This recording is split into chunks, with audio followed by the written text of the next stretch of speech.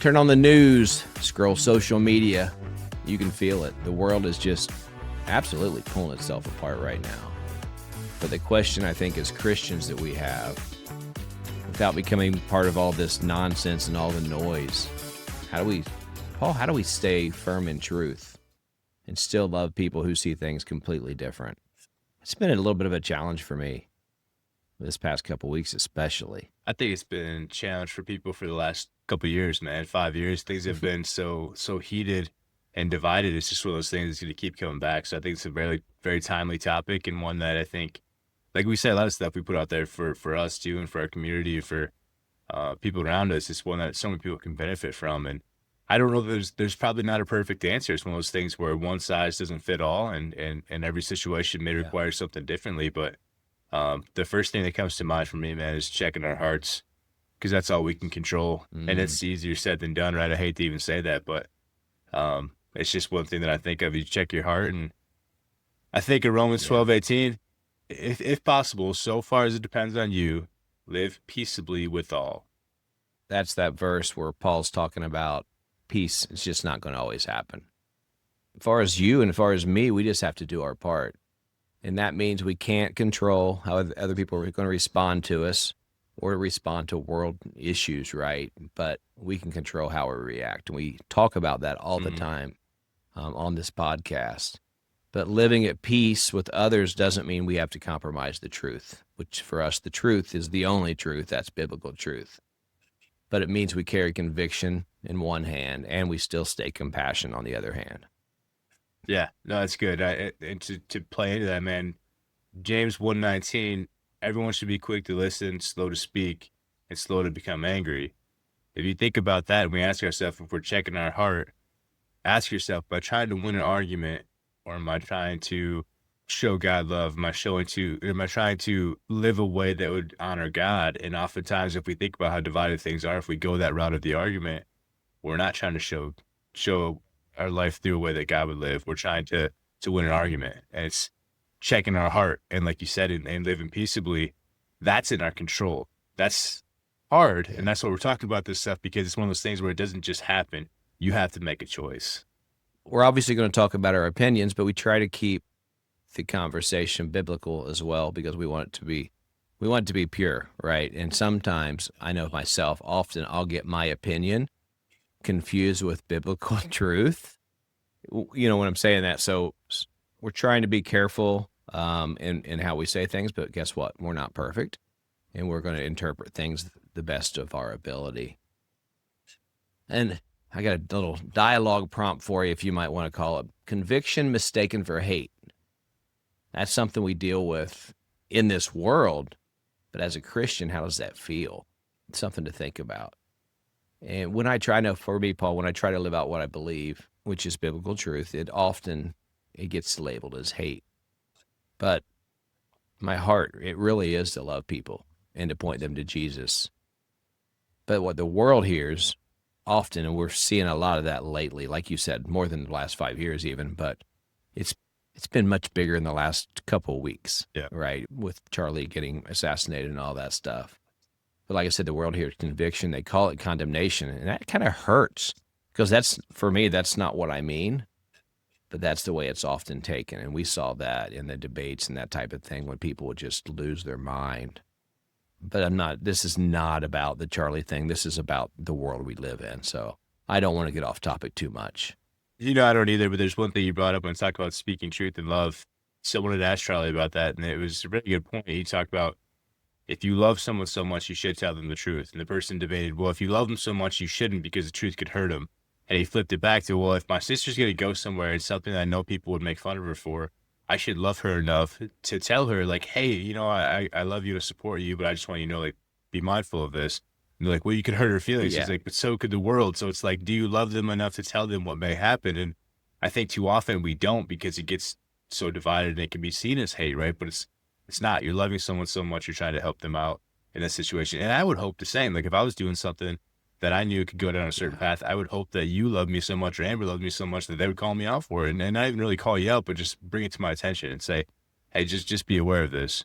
Because we all know what the world will do to you if you go the other way, and your loved one doesn't help you out before then too. So Yeah. The struggle really is we don't want to come across harsh. We don't want to be judgmental, or at least be seen that way.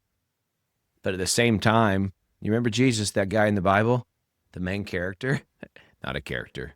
He didn't sugarcoat Yeah. anything.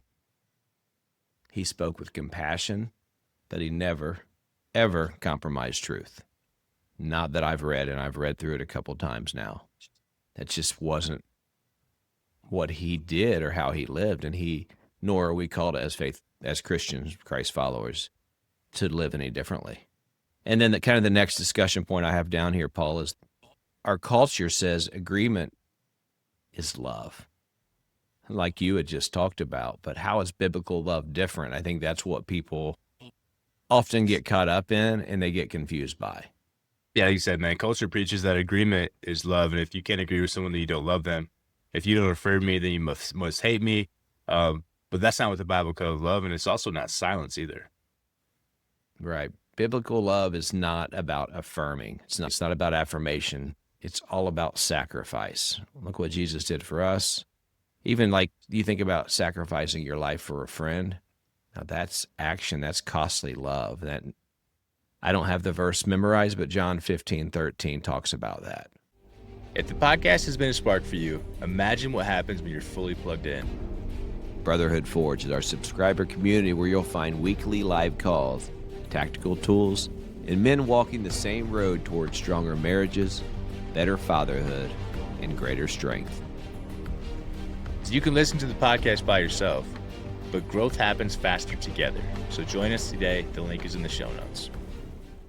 Exactly. It's like that last point too. Jesus loved people enough to tell them the truth, even when it offended them, like Charlie lived out. That's a biblical truth of it. That's real love. It's willing to risk rejection for someone else's good. Even if you offend them by what you're saying, you're telling them the truth because of love, not because you're trying to offend them. I've had this conversation, even with my wife. She's much more apt to tell someone something nice, and I am super straightforward. And she means well, obviously, right? We just look at things different. Where I'm the person that I'm always going to tell you the truth. If you ask me to tell you the truth, do I look bad, or do I, like you said before, or how does this look on me? I'm going to tell you the truth, or tell you what I see. That's what I want in return. But just, yeah, we look at it differently. And the key difference, cultural love says, make me comfortable. But biblical love says, I'll walk with you even when it's uncomfortable. One's about feelings, the other one's about faithfulness. We could go off on a completely different episode about feelings and faithfulness because one comes and goes, and one can if you don't keep it at the forefront of your life, man.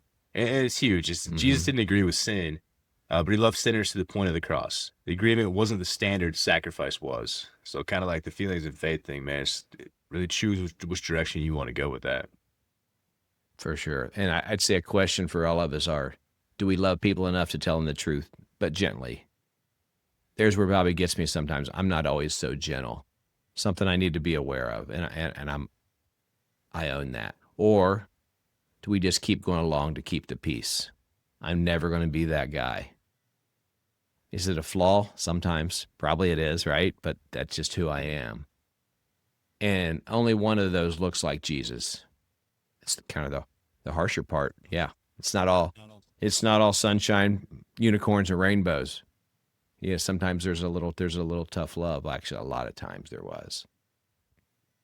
You can't think about the end goal that you have for every conversation though too, man. It's like if you walk away from it by choosing peace, more harm can be done than good. It just takes longer to get to that point. It's like a slow buildup of it to the point where you probably don't feel as authentic either. So if you live with biblical truth, you're going to feel more authentic. You're going to actually choose that love, and it may feel harsh, like you said at first, but that's not the intention of it. So I think one certainly will have that slow trickle down effect if you go the opposite direction, to the point where you'll probably wish you could go back to the beginning of it and say, man, it would have been easier to do that then, opposed to wait till we got to the point we're at now. And something to remember is Jesus, he never compromised truth. He always embodied compassion.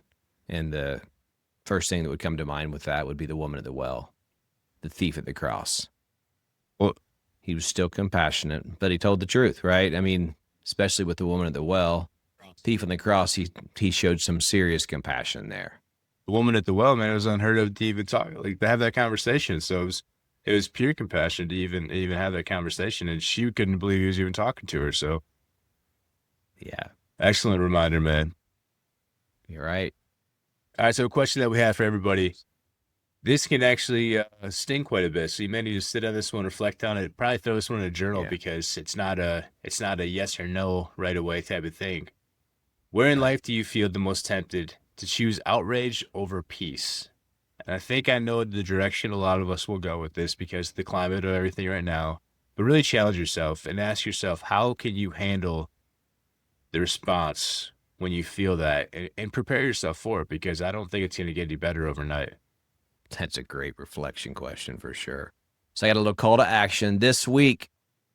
In just one situation, choose peace when you're tempted to get angry, when you're tempted to lash back, and then let your response look a little more like Jesus. Remember that old WWJD? Keep that in mind. That's all I got for today, folks. Be blessed, y'all. Yes.